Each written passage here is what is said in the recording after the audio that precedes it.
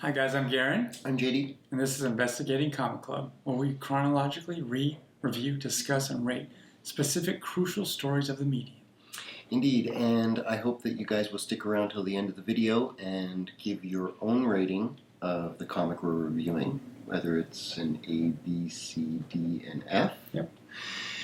And let us know what you think of it as well, and then sometimes after our MPS logo we've got some goofy bloopers. If you want to check those out too, let us know what you think of them. Because we're not perfect. Yeah, watch Garen have to put up with my junk. We kind of gave our history last week with the X-Men, so let's dive into it. This is Powers of 10. Garen and I went to San Diego Comic-Con. I was glad for that. Yeah. And Hickman himself kind of confirmed for us House of X and Powers of 10. Because, I would have called it Powers of X. And I think it becomes pretty obvious pretty quick why that Powers of 10 is in place and why it's called that. But what did you think kind of overall with the issue? Overall with the issue, the art was great. Loved the story. Right now, it's a little much for me as far as the story goes, because it's just like, whoa. But I do see how the House of X, Powers of 10 do intertwine where it's like you should be reading. There's a reason why they're doing this release.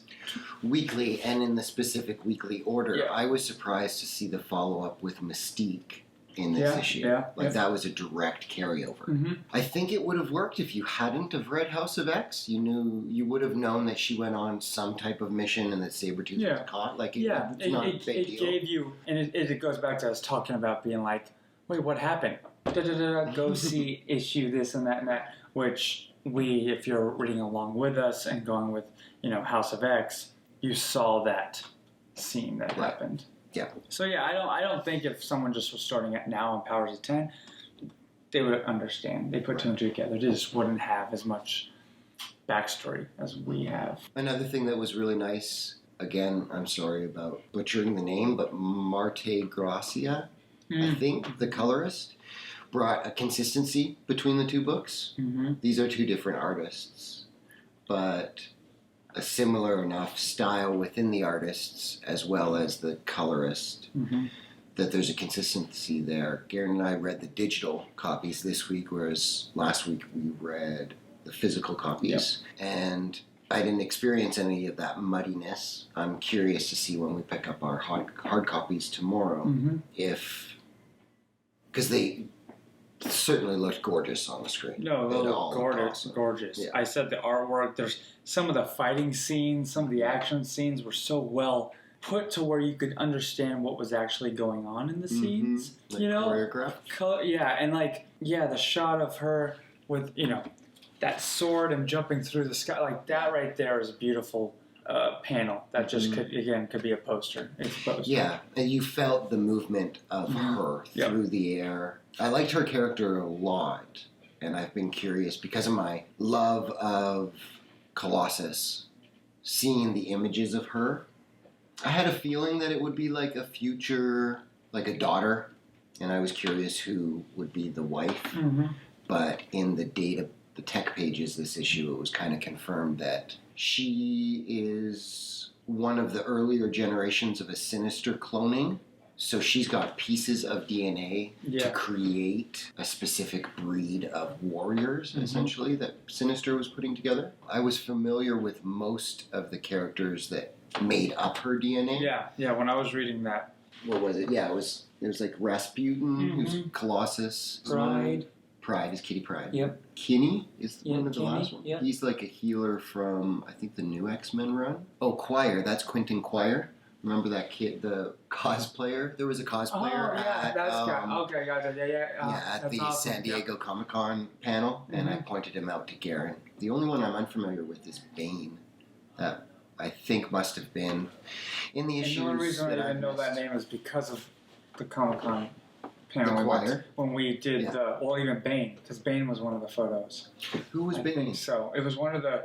I can't recall exactly, but I do remember him being one of them, because when we got to pick, when they were revealing all of this at Comic-Con, they had all of the X-Men up there that would be in these series.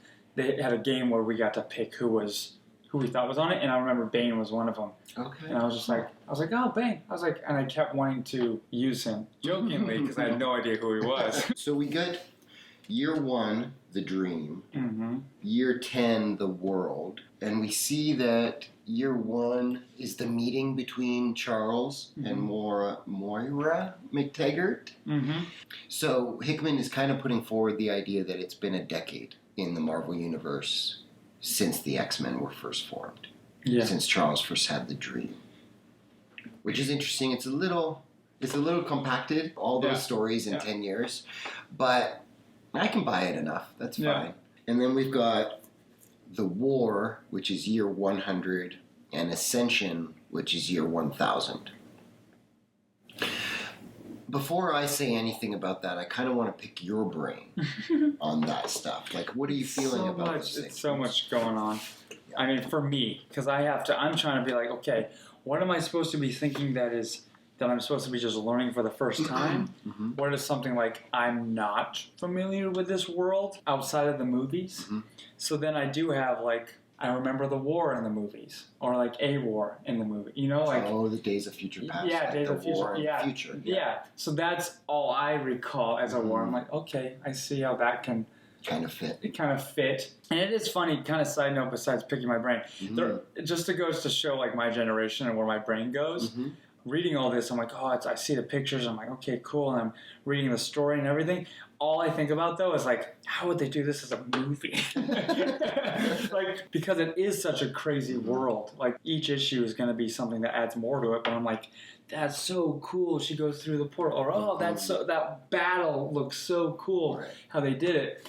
But that's a side note. No, I don't think it's a side note. I think, one of the things that's really great about comic books is how grand they can get. Mm-hmm. We've got an intimate moment between Moira McTaggart and Charles Xavier where they're sitting on a bench in a fair. And then this issue spans thousands of years. Mm-hmm. You couldn't do that in a movie. Like, you kind of could, but not in a way that's like, it's madness. Yeah. Days of Future Past, which I think is an excellent X-Men movie. I feel like it's one of the most ambitious of the comic book movies. And it does go from 100 years into the future or whatever to the 70s. And that's complicated. Yeah. That's as complicated as you can get. Yeah. This one issue, I don't know how many pages. 42, I think. Goes from year 1, year 10, year 100, and year 1000. Yeah. It's pretty wild. No, yeah, it is. And I got confused enough to where I wasn't sure what I was supposed to be picking up on, but also knowing this is the first issue. Right. So it's like, just kind of like with House of X, we did jump around a lot. Mm-hmm. There was moments where it's like, oh, we're seeing this, and then we're seeing this, and then we're going here. This is, we're jumping years and years, but it's giving you a glimpse of everything, what's to come. Yeah, I'm still really enjoying the tech pages. There is a concern of mine that I hope through these 6/12 issues, those become less and less. Because I do feel like they're an awesome tool to establish this new history that we're getting. Yeah. Whether it's a brand new reader or a reader that has read so much. Yeah. It's still a great establishing tool, but as we're going forward, there's a concern that it does interrupt slightly the flow of things. Right now, it's a complement to it. It's a quality. Yeah. But it could become kind of a flaw if it just gets too disconnected. Does that make any sense? Yeah. They mention hounds a couple times, and you're kind of questioning it. You're allowing it to go on. Yeah, and then they explain, these are hounds. Yeah. The science behind this is almost too much for me, but still interesting enough. That has me going back. Like, even for House of X, I went back to reread those tech pages. Same with this, where it's like, I was skimming through, I was like, some of these are words I don't know if I'm supposed to be picking up on, or... I think something that I'm a little bit concerned with, I appreciate that Hickman is certainly treating the reader with respect. Yeah. Their intelligence. Yeah.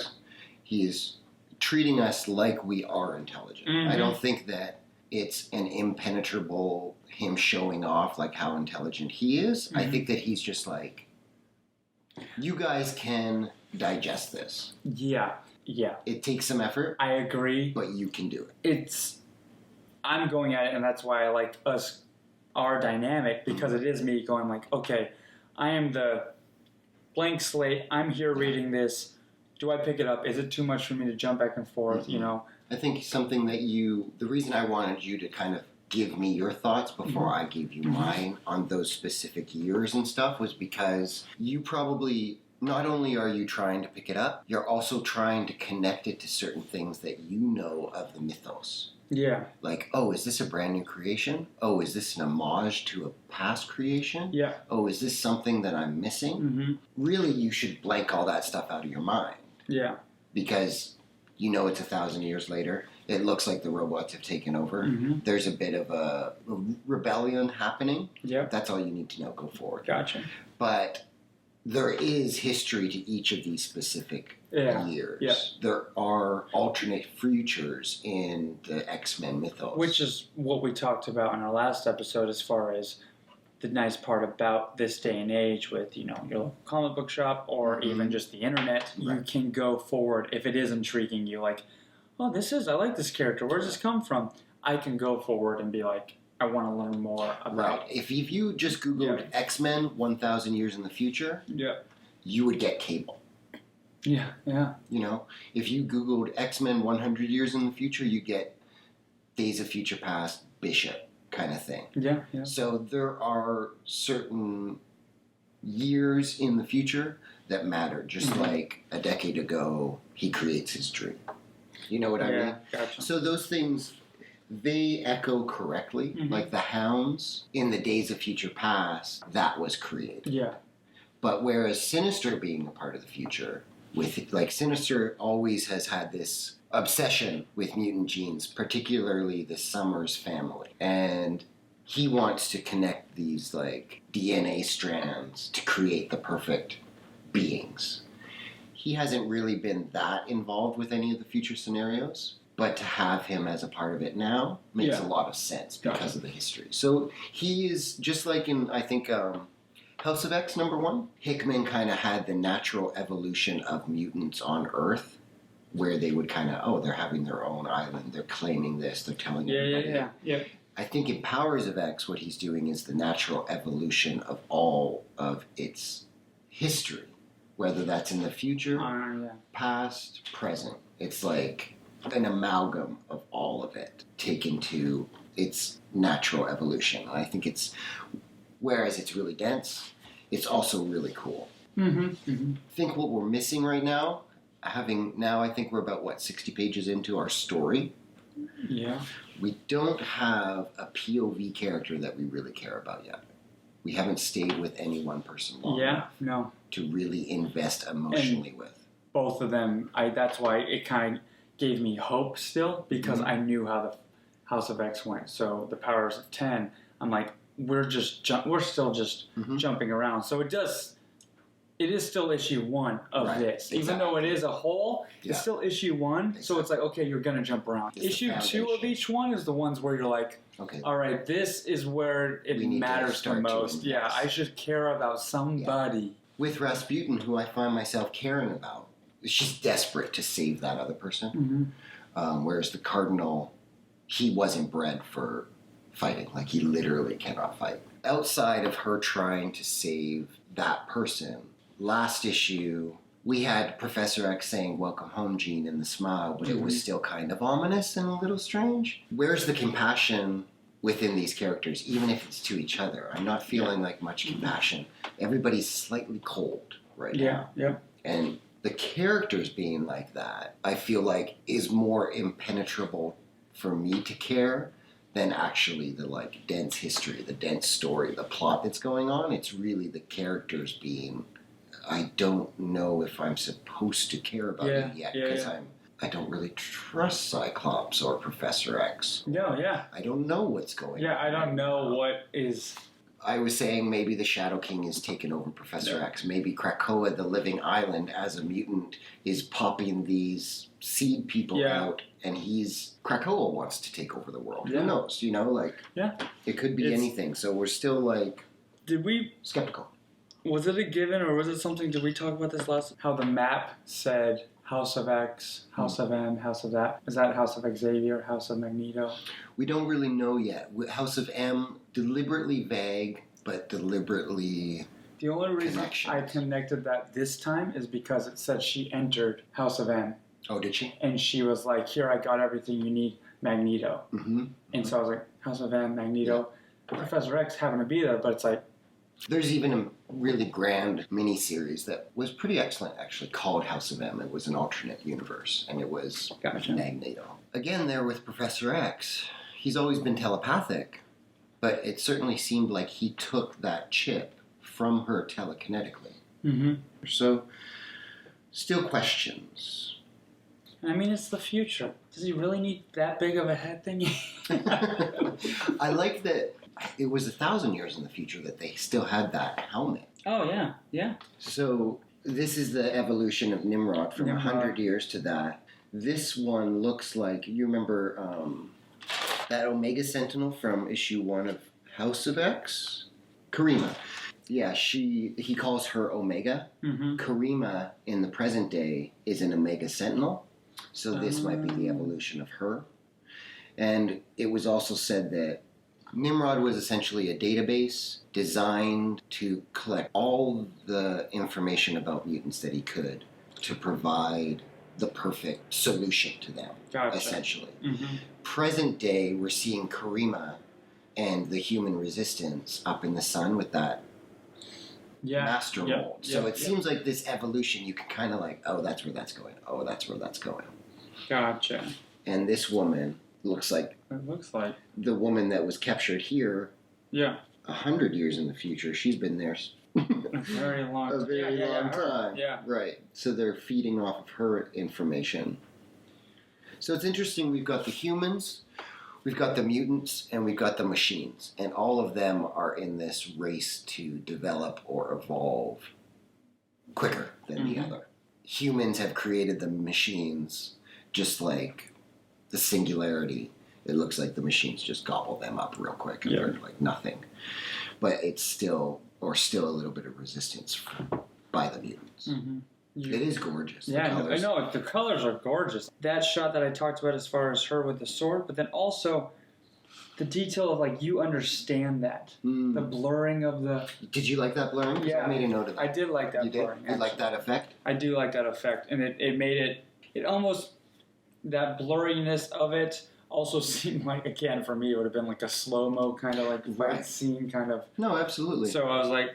I think that's really cool that you liked it. Personally, I didn't. Yeah. Just maybe me as an artist, I see the art and the detail that he put in here, and then somebody just blur it out. No, but it's a great effect. Your eye goes directly there, it goes and directly. You feel the power of her going in. Yeah. So and here even like there with the blurring, So I think it's really cool that you like it. It's not quite for me, but if it was for the whole time, I think it would be a little much. But it's very effective because I mean I love that shot.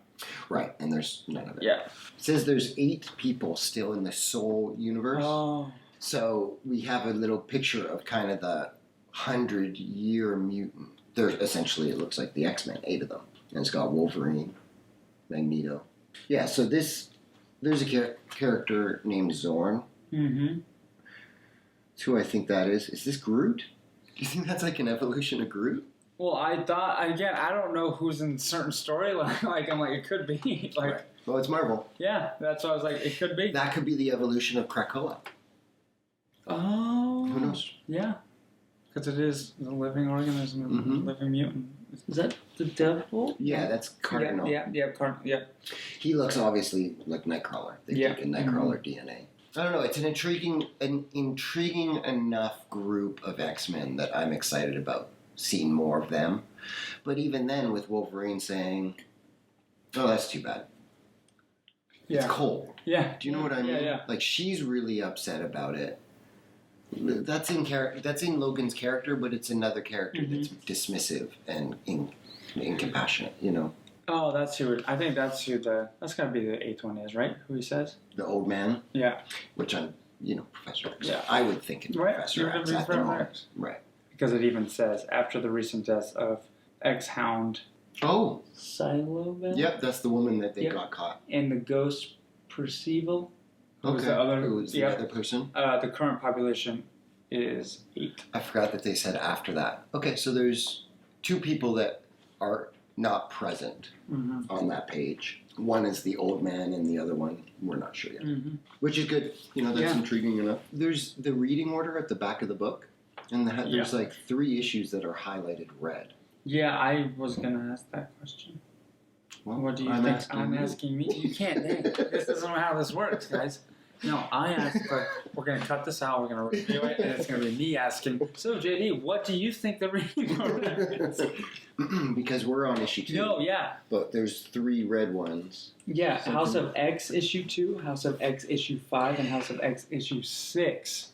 Hickman said on the panel he was particularly excited for the ending of House of X number 2. So I wonder if those are particularly like big issues. Yeah. I don't know. What. Well, like we said, we better care about somebody by the end of issue 2.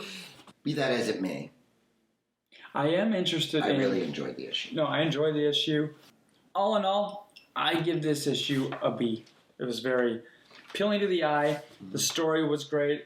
It flowed. There was times, though, it was a little much for me, but it was still intriguing. Like, I'm interested to read it again, and then also interested for issue 2. What did you give it?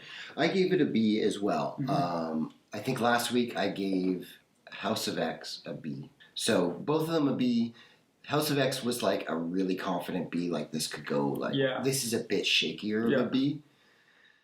But I didn't want to give it any less because, again, this is issue 1. Yeah.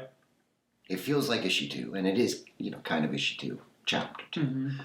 But I'm kind of willing, if issue 2s are very similar to these, I'm still on board. But by issue 3, there better be a lot less tech pages and a lot more characters that we can really follow. It's impressive, the world building he's doing. Yeah. It's really, really cool. As House of X was really impressive with present day, in Powers of 10, he's going to be re-examining the history. Moira somehow knows who Charles is before they ever met. That's really intriguing. Yeah. And then in this future, 100 years, and in this future, that he's put the work in. You feel each one, so it's awesome. Yeah. We'll just we need to have some heart. Soon. Which is the key to most stories. Indeed. So, Indeed. But yeah, so we both gave it B's. We want to know what you guys think about it in our comic quality poll, which you can check up above here, A, B, C, D, or F, and then in the comments, tell us why you gave it that. We had fun with House of X with the comments with that one, and we're looking forward to the comments for this one. Yeah, we really appreciate you guys following along. Please share if you enjoyed it. Get some more people in here who you think will enjoy it as well, and join in the discussion. Thanks so much. To be continued.